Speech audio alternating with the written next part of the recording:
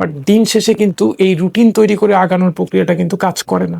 Video গেমে কি হয় যে একটা লেভেল অ্যাচিভ করার পরে নেক্সট লেভেলে যাওয়ার জন্য কিন্তু একটা উদ্দীপনা তৈরি হয়েছে। নতুন বছরের শুরুতেই পড়ালেখা করার জন্য আমরা খুব এফোর্ট দিয়ে একটা রুটিন বানাই, অনেক ধৈর্য ধরে সময় নিয়ে ডিজাইন করে রুটিন বানাই। কখন কোন সাবজেক্ট পড়বো, 6টা থেকে 7টা ম্যাথ করবো, 7টা থেকে 8টা বায়োলজি পড়বো, 8টা থেকে 9টা ফিজিক্স পড়বো।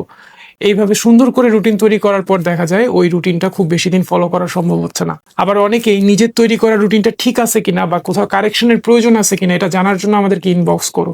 অনেকে নিজের রুটিন নিজে তৈরি করতে পারো না, অন্য কোনো টিচারকে দিয়ে বা স্পেশালিস্ট কাউকে দিয়ে রুটিন তৈরি করে নাও। বাট দিন শেষে কিন্তু এই রুটিন তৈরি করে আগানোর প্রক্রিয়াটা কিন্তু কাজ করে না।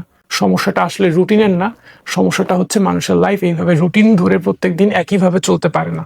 এর চেয়ে বেটার একটা এফেক্টিভ ওয়ে তোমাদেরকে আমি সাজেস্ট করতে পারি, সেটা হচ্ছে রুটিন না তৈরি করে প্ল্যান তৈরি করা এবং প্রত্যেক দিনের জন্য আলাদা আলাদা প্ল্যান তৈরি করা। ফর এক্সাম্পল, আজকে রাত্রে ঘুমাতে যাওয়ার আগে আমি প্ল্যান করব আগামীকাল সকাল থেকে রাত পর্যন্ত আমি কোন কোন সাবজেক্টের কোন কোন অংশ পড়বো, কতটুকু রিভিশন দিব, পুরো জিনিসটা।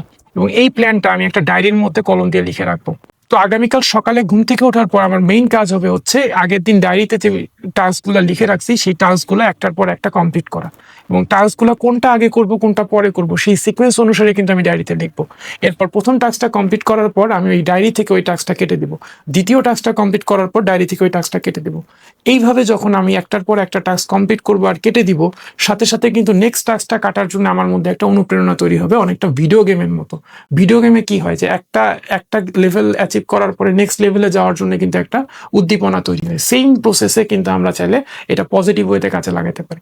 সো আমার কাজ হচ্ছে আগের দিন ডায়েরিতে যে প্ল্যানগুলো করছিলাম, যে টাস্কগুলো লিখছিলাম, ওই টাস্কগুলো সবগুলো আজকের দিনের মধ্যে নেক্সট ডেতে কমপ্লিট করা, এবং নেক্সট ডেতে কমপ্লিট করার পর ওগুলা একটা করে কমপ্লিট করা এবং একটা করে কেটে দেওয়া। এইভাবে ডায়েরির পাতায় যতগুলো টাস্ক লেখা ছিল ওই দিনের জন্য সবগুলা কাটার পর আমার কাজ শেষ। এবার আমার কাজ হচ্ছে নেক্সট ডেতে কি কি করবো সেটার একটা প্ল্যান তৈরি করে ফেলা। সো এইভাবে যদি আমরা আগাই তাহলে অনেক ইফেক্টিভ ভাবে আগানো সম্ভব হয় এবং পড়াশোনাটাও বেশি কাজে দেয়।